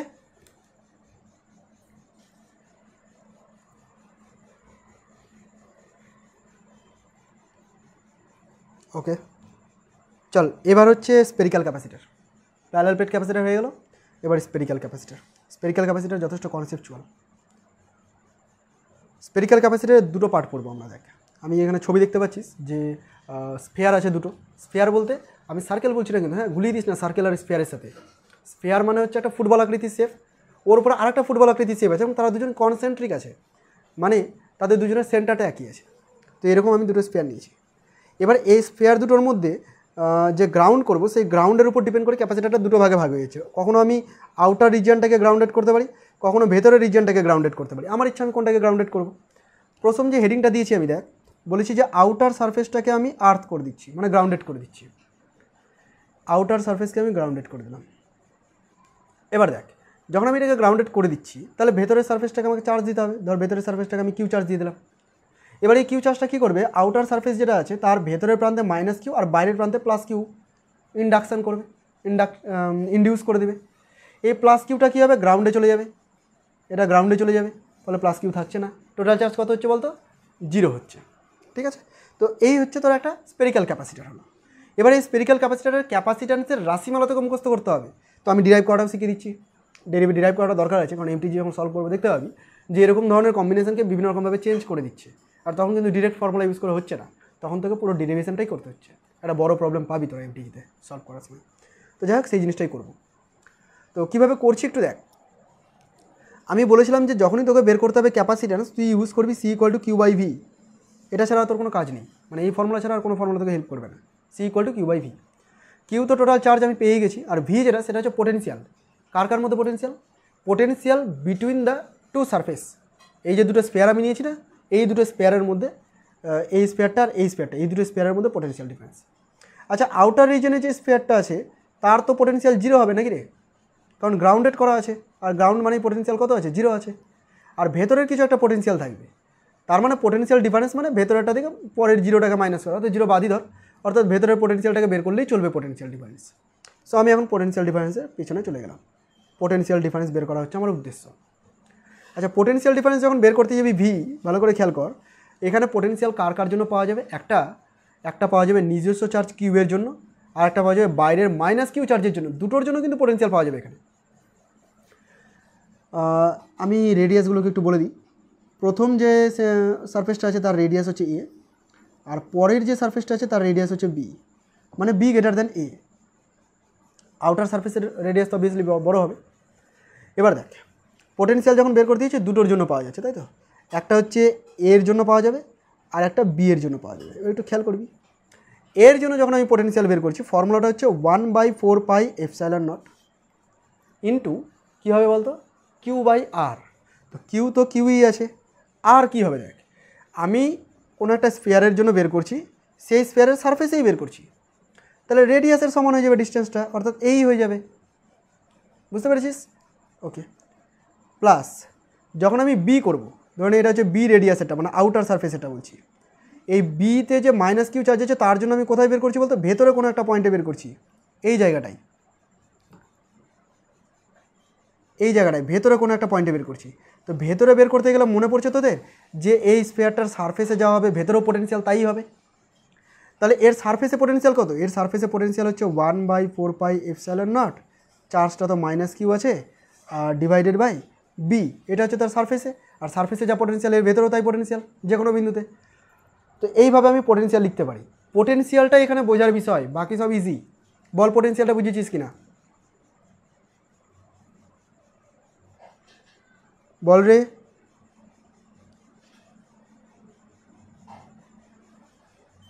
কারোর কোনো রিপ্লাই নেই।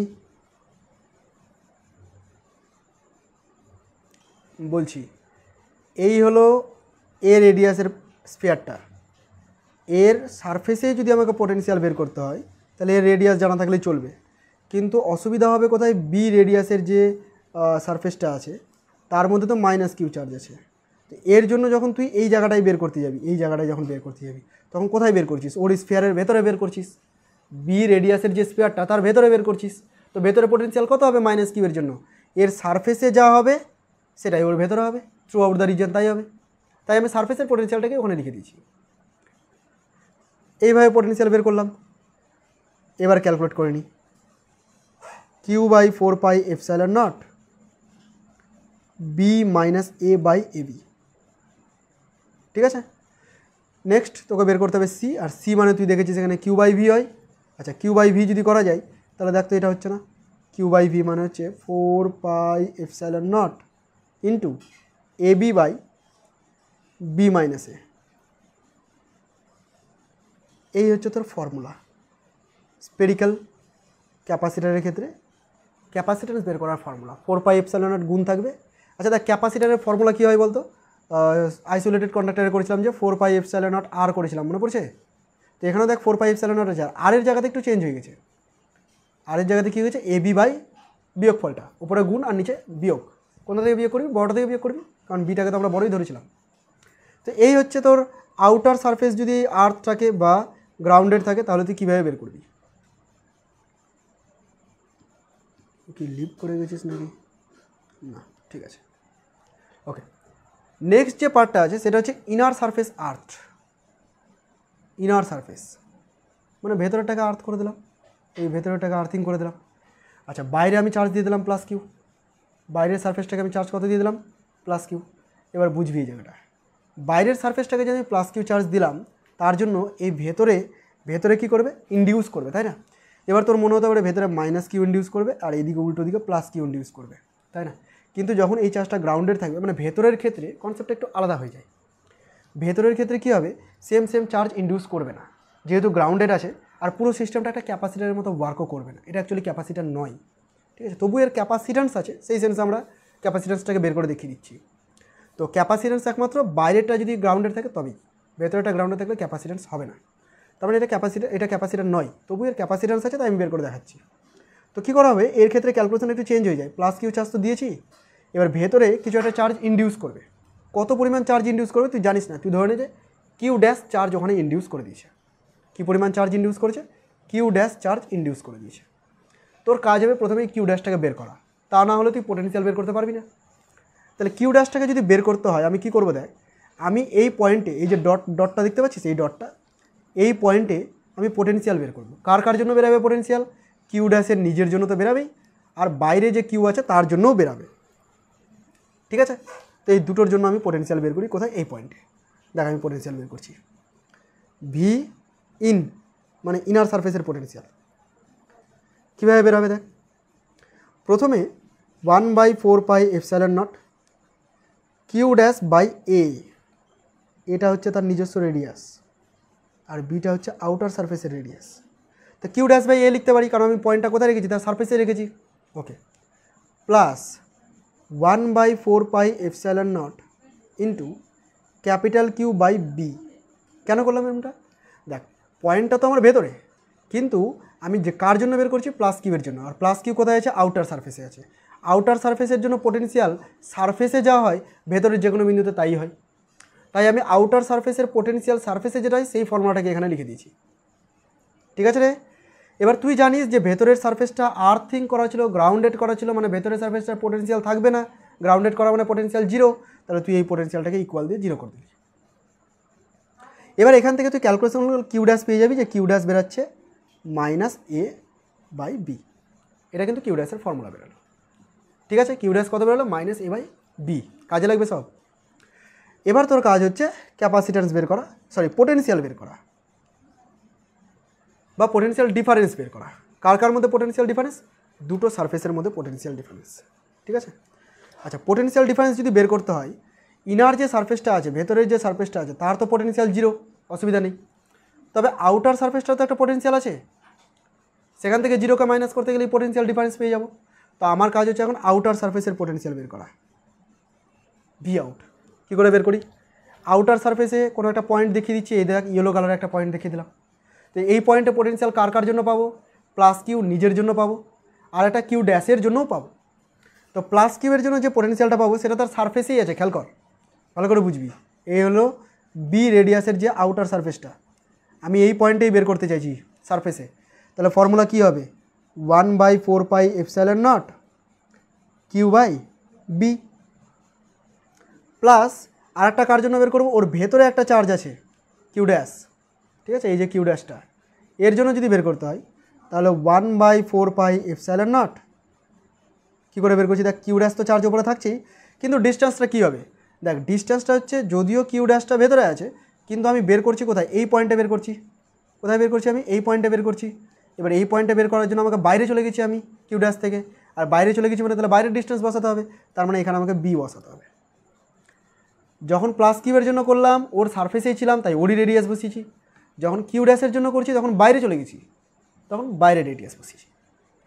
এটাকে যদি একটু সিম্পলিফাই করে দিস তাহলে 1/4πε0, আচ্ছা বিটাকেও কমন নিয়ে নিবি, কিউটা থাক প্লাস কিউ ড্যাশ, আর কিউ ড্যাশ মানে তুই এখানে বের করে রেখেছিস, কিউ ড্যাশ মানে বের করে রেখেছিস -a/b × কিউ, ব্যাস এটাকে বসিয়ে একটু সিম্পলিফাই কর, 1/4πε0,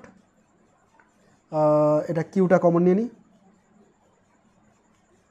আর কি থাকবে, ওপরে থাকবে হচ্ছে b - a আর নিচে থাকবে b²। এই তো হচ্ছে তোর পোটেনশিয়াল, মুখস্থ করার তো কোনো দরকার নেই, তোকে এখন ক্যাপাসিট্যান্স বের করে দেখিয়ে দিতে হবে যে ক্যাপাসিট্যান্স সি মানে হচ্ছে কিউ বাই ভি, আর এই ফর্মুলা থেকে যদি তুই কিউ বাই ভি বসিয়ে দিস তাহলে তুই পেয়ে যাবি 4πε0 b² by b - a, 4πε0 b² by b - a। খুব একটা বেশি ডিফারেন্স নাই দুটো ক্যাপাসিটারের মধ্যে। আগের যে ক্যাপাসিটার ছিল বাইরেরটা গ্রাউন্ডেড ছিল, তার জন্য ফর্মুলা ছিল ab বাই b - a, মানে উপরে গুণ আর নিচে মাইনাস। এখানেও তাই আছে, উপরে গুণ নিচে মাইনাস, তবে উপরে যে গুণটা আছে সেই গুণটা b × b আছে, এ এখানে নেই। কোনটা নেই, যেটা আর্থিং করা আছে সেটা নেই, অর্থাৎ ভেতরের ক্ষেত্রে ভেতরের রেডিয়াসটা নেই, বাইরের রেডিয়াসটাকে দুবার গুণ করতে হচ্ছে। বুঝতে পেরেছিস তো? তো এই হচ্ছে তোর স্পেরিক্যাল ক্যাপাসিটার। এবার আছে তোদের সিলিন্ড্রিক্যাল ক্যাপাসিটার।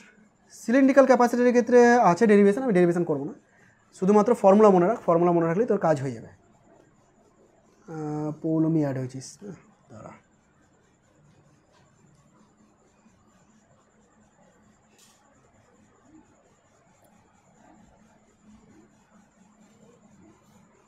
আচ্ছা পৌলমি সাউন্ড পাচ্ছিস?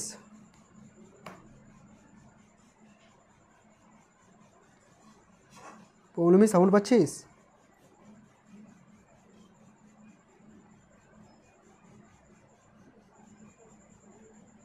ওকে,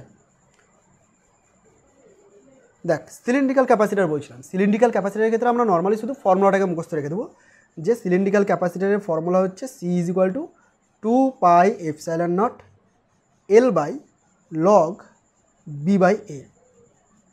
কী জিনিস এটা, এলটা হচ্ছে এর লেন্থ, সিলিন্ড্রিক্যাল ক্যাপাসিটারের লেন্থ হচ্ছে এল, ঠিক আছে।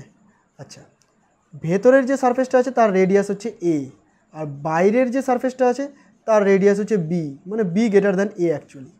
তো এরকম যদি থাকে তবে ফর্মুলাটা হবে এইটা, তোকে এই ফর্মুলাটা মুখস্থ করে নিতে হবে, ডেরিভেশনের দরকার নেই। কী formula, 2πε0 L/log b/a, 2πε0 L/log b/a, এই হচ্ছে তোর সিলিন্ড্রিক্যাল ক্যাপাসিটারের ফর্মুলা। তো ব্যাস এইটুকু তোর ক্যাপাসিটার ছিল, parallel plate capacitor, spherical capacitor, আর একটা হচ্ছে সিলিন্ড্রিক্যাল ক্যাপাসিটার। ব্যাস ক্যাপাসিটার কমপ্লিট হয়ে গেল। এবার ক্যাপাসিটারের গ্রুপিং পড়বো আমরা, কম্বিনেশন পড়বো। আচ্ছা এর আগে পর্যন্ত কোনো সমস্যা আছে কি কারো, বলতো একটু, কারো কোনো সমস্যা নেই? নেই, ঠিক আছে,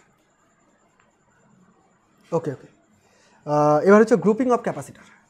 গ্রুপিং অফ ক্যাপাসিটারে কী আছে দেখ, সিরিজ কম্বিনেশন আছে আর প্যারালাল কম্বিনেশন, দুই ধরনের কম্বিনেশন হয় আমরা জানি। সিরিজ কাকে বলে, প্যারালাল কাকে বলে, এগুলো আর বাচ্চাদের মতো বোঝাতে যাবো না, আমি শুধু ছবি এঁকে তোদেরকে দেখিয়ে দিচ্ছি। সিরিজ মানে কি পরপর যুক্ত থাকবে, তাই তো, পেয়ার লাইনে যেমন পেছনে দাঁড়িয়ে থাকিস সবাই একের পরে, তো এটা হচ্ছে সিরিজ কম্বিনেশন।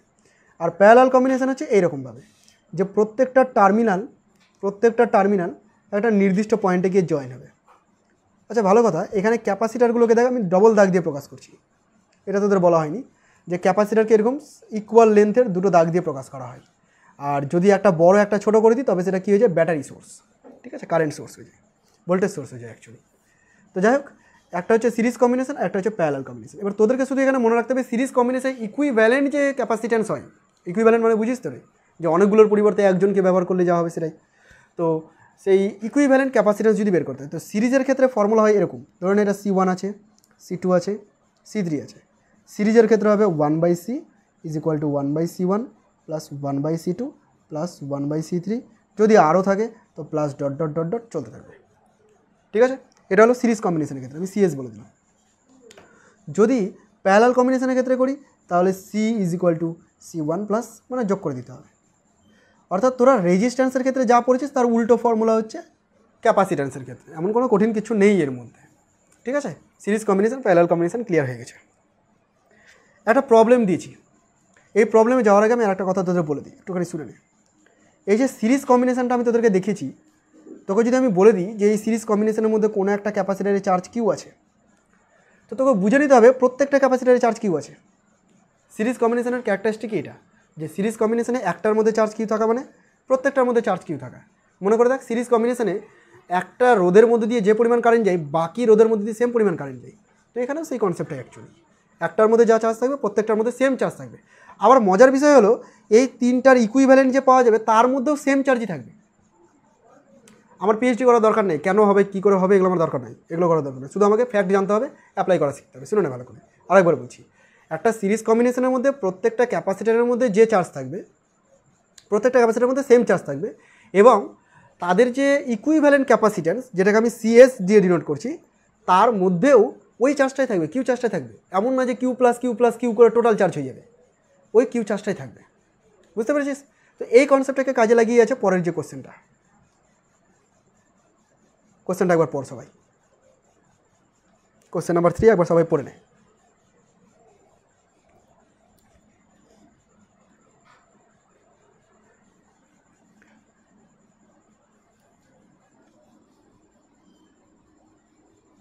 কি বলেছে? ইন দ্য কম্বিনেশন শোন in the figure ideal voltmeter reading will be, মানে একটা ভোল্টমিটার দেখতে পাচ্ছিস ছবিতে তুই, এই যে ভোল্টমিটারটা, এই ভোল্টমিটারটা রিডিং কত হবে? আচ্ছা, ভোল্টমিটার কিসের রিডিং দেয় রে? কারেন্টের রিডিং দেয়। ভোল্টমিটার ভোল্টেজের রিডিং দেয়, মানে পোটেনশিয়াল ডিফারেন্সকে মেজার করে। অর্থাৎ এই যে দুই পয়েন্টে কানেক্টেড আছে, আমি গোল গোল করে দিলাম রেড কালারে, এই দুটো পয়েন্টে তোকে পোটেনশিয়াল বের করতে হবে, পোটেনশিয়াল ডিফারেন্স বের করতে হবে, এই রিডিংটা ভোল্টমিটার দিবে। আচ্ছা দেখ, আমি যদি তোকে বলতাম যে এরকম একটা চার্জ আছে, এরকম একটা ক্যাপাসিটার আছে যার ক্যাপাসিট্যান্স C এবং যার মধ্যে চার্জ আছে কিউ, তাহলে তুই বলতে পারতি না যে এর potential V equal to Q/C হতো, Q equal to CV formula থেকে বলতে পারতি তো V ইকুয়াল টু Q/C হতো। ছবিতে দেখ Cটা দেওয়া আছে 3 মাইক্রোফ্যারাড, কিউটা দেওয়া নেই, তোর উদ্দেশ্য কিউটাকে বের করে নেওয়া। এবার তুই যদি কিউটাকে বের করতে যাস তাহলে কীভাবে বের করবি? দেখ, এখানে ভোল্টমিটারকে যদি বাদ দিস তাহলে তিনটে সিরিজে যুক্ত আছে, তিনটে ক্যাপাসিট্যান্স কীভাবে যুক্ত আছে? সিরিজে যুক্ত আছে। ঠিক আছে, তুই এদের ইকুইভ্যালেন্ট ক্যাপাসিট্যান্স বের করে না, সিরিজে যুক্ত আছে মানে এদের ইকুইভ্যালেন্ট ক্যাপাসিট্যান্স। তো ইকুইভ্যালেন্ট ক্যাপাসিট্যান্সকে যদি আমি CS বলে দিই তো 1/CS is equal two 1/2 microfarad, 1/3 microfarad, 1/6 microfarad. Calculate কর, 3 + 2 + 1 মানে 5/6, অর্থাৎ CS সমান সমান 6/5 মাইক্রোফ্যারাড। ইউনিটগুলো কিন্তু খেয়াল রাখতে হবে। ঠিক আছে, এটা কী বেরালো? ইকুইভ্যালেন্ট বেরালো। আচ্ছা, ইকুইভ্যালেন্ট মানে কি? ইকুইভ্যালেন্ট মানে হচ্ছে এরকম যে আমি একটা 6/5 মাইক্রোফ্যারাডের ক্যাপাসিটার ইউজ করব এবং তার দুই প্রান্তে 6 ভোল্টেজ অ্যাপ্লাই করব, মানে যেটা কোশ্চেনে দেওয়া আছে 6 ভোল্টেজ, 6 ভোল্ট অ্যাপ্লাই করব, তাহলে এফেক্টটা আমি সেম পাবো। বুঝতে পারলি? আচ্ছা, তুই এখন বের করতে পারবি যে এই ক্যাপাসিটারের মধ্যে চার্জ কত হবে, কিউ কত হবে? পারবি। কীভাবে বের করতে পারবি? যে কিউ ইকুয়াল টু আমি জানি CV, আর C মানে তুই এখন বের করলি 6/5, আর V মানে হচ্ছে 6, তাহলে এটা কত বেড়েছে? 36/5 মাইক্রোকুলম। কেন মাইক্রোকুলম? কারণ মাইক্রোফ্যারাডকে আমি ফ্যারাড বানাইনি, ওর মধ্যে মাইক্রো ঢুকে আছে, সো মাইক্রোকুলম। ওকে, তো এই হচ্ছে চার্জ কিউ। এই কিউ চার্জটা কার মধ্যে? এই কিউ চার্জটা হচ্ছে এদের ইকুইভ্যালেন্ট ক্যাপাসিটারের মধ্যে। আর সিরিজ কম্বিনেশন আমি তাদেরকে একটা ক্যারেক্টারিস্টিক এক্ষুনি বলে দিলাম যে ইকুইভ্যালেন্ট ক্যাপাসিটারের মধ্যে যা চার্জ থাকবে প্রত্যেকটার মধ্যে সেম চার্জ থাকবে। সুতরাং এই যে 3 মাইক্রোফ্যারাডটা আছে এর মধ্যে চার্জ কত আছে? এই পরিমাণই চার্জ আছে, 36/5। বুঝতে পারলি? তাহলে এখন এখান থেকে ক্যালকুলেশনটাকে যদি আমি করি যে একটা ক্যাপাসিটার যার ক্যাপাসিট্যান্স হচ্ছে 3 মাইক্রোফ্যারাড এবং যার মধ্যে চার্জ আছে 36/5 মাইক্রোকুলম, ঠিক আছে, তাহলে তার পোটেনশিয়াল কত? তো তার potential V equal to Q/C C. এবার তুই যদি ভ্যালু বসাস 36/5 হচ্ছে কিউয়ের মান, আর সি এর মান হচ্ছে 3, ক্যালকুলেশন করলে এটা হয়ে যাবে 3 12 36/5, মাইক্রো মাইক্রো কেটে যাচ্ছে, ভোল্ট। ঠিক আছে, 12/5 ভোল্ট হয়ে গেল। আচ্ছা একটু দেখে নে, যদি কোনো ক্যালকুলেশন ভুল হয়ে থাকে কেউ আমাকে বলিস।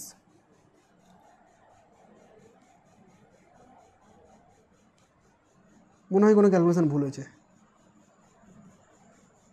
হ্যাঁ পেয়েছি, ভুল হয়েছে কোন জায়গায়, কেউ বলতে পারবি ক্যালকুলেশন কোথায় ভুল করেছি?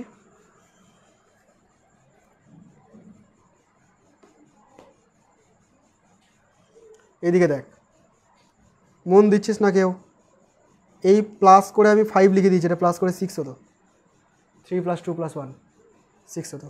যদি 6 হয় তাহলে তো এটা 1 হয়ে গেল, চেঞ্জ করে দিচ্ছি আমি, 6/5কে 1 করে দিলাম, এখানেও 6/5কে 1 করে দিচ্ছি, সো এটা 6 হয়ে গেল শুধুমাত্র। তারপরে আবার এখানে 6/3 মানে 2 ভোল্ট হয়ে গেল। আচ্ছা বল, কারো কোনো রকম কোনো সমস্যা আছে কি?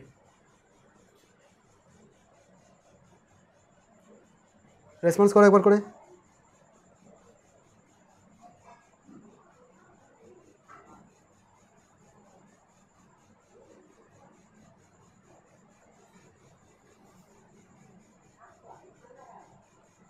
এক দুই তিন চার পাঁচ ছয় সাত। আচ্ছা ঠিক আছে,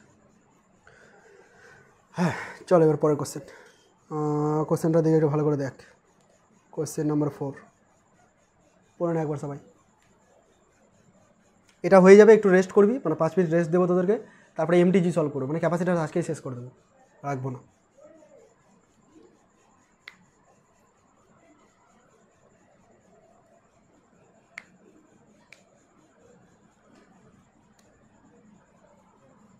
দেখ কী বলেছে, বলেছে in the arrangement of the capacitor shown in the figure each capacitor is of 9 microfarad. প্রত্যেকটা ক্যাপাসিটার বলে দিচ্ছে তোকে 9 microfarad. Then the equivalent capacitance between the points A and B.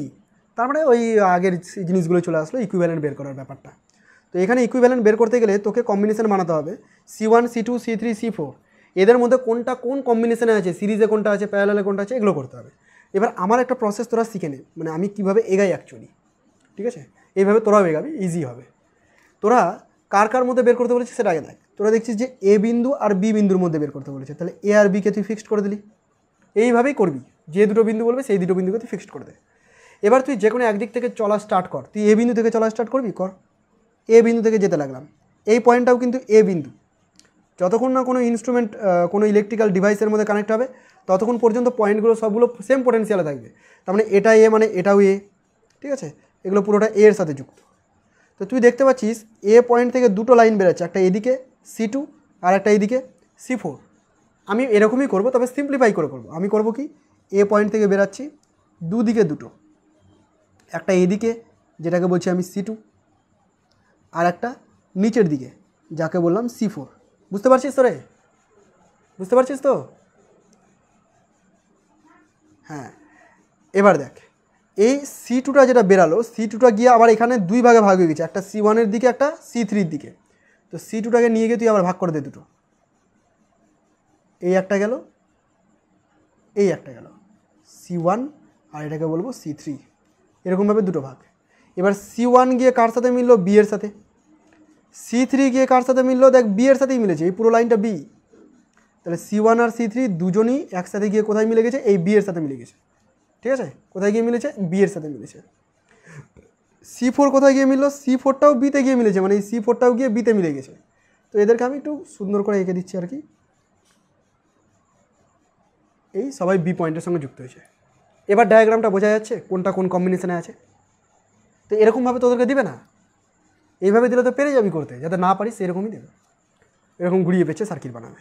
তাহলে এখন তুই দেখতে পাচ্ছিস, দেখ এখন তুই দেখতে পাচ্ছিস যে C1 আর C3 প্যারালাল কম্বিনেশনে আছে, C1 C3 প্যারালাল কম্বিনেশন, আমি এটা প্যারালাল সাইন দিয়ে প্রকাশ করলাম। তার সাথে C2টা সিরিজ কম্বিনেশনে আছে, C1 আর C3 যা হবে তার সাথে C2টা সিরিজে আছে, তার পুরোটার সাথে আবার C4টা প্যারালালে আছে। এইভাবেই তোরা লিখবি, সময় বেঁচে যাবে। একদম এইভাবে লিখে লিখে করব। দেখ প্যারালাল কম্বিনেশনে থাকা মানে কি, নর্মালি প্লাস হয়ে যাবা ক্যাপাসিটারের ক্ষেত্রে, তাহলে C1 + C3 হয়ে গেল। স্টার দিয়ে C2 রেখে দিলাম। স্টার মানে আমি সিরিজ বোঝাতে চাইছি, যদি এরকম কোনো সাইন নেই আমি নিজে তৈরি করছি। ওকে, আচ্ছা C1 + C2 প্রত্যেকটা তো 9 9 করে, তাই না? তার মানে এটা 18 হয়ে গেল, 18 * 9 প্যারালাল 9, ঠিক আছে। আচ্ছা 18 * 9 এটাকে যদি বের করতে হয় তাহলে কী করে করতে হয় রে? 1/18 1/9 এভাবে করতে হয় না? যদি তুই এটাকে ক্যালকুলেশন করিস 18 চলে আসবে, ওপরে 1 + 2 মানে 3/18 মানে 1/6। এটা কিন্তু আবার উল্টে যাবে, কারণ এখানে 1/CS হয়ে থাকে, CS করতে গেলে আবার উল্টে যাবে, 6 হয়ে গেল। তাহলে এটা হচ্ছে 6 6 প্যারালাল 9, আর 6 আর 9কে যদি যোগ করা যায় কত হবে প্যারালালে থাকলে? এটা হয়ে যায় 15, কারণ 15 মাইক্রোফ্যারাড হচ্ছে তার equivalent resistance. Option number D. আচ্ছা ইকুইভ্যালেন্ট বুঝে গেছিস? বুঝতে পারলি ইকুইভ্যালেন্ট?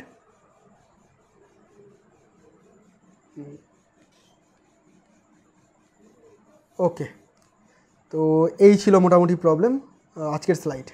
এবার কিছুক্ষণ একটু রেস্ট দিচ্ছি, 5 মিনিট, তোরা ওয়েট কর, আমি একটু ওয়েট করি, তারপরে আমি MTG আবার সলভ করা শুরু করছি। ওকে, টাইম বলে দিচ্ছি কখন শুরু করব। 10টা 18 বাজছে, 10টা 25-এ শুরু করছি।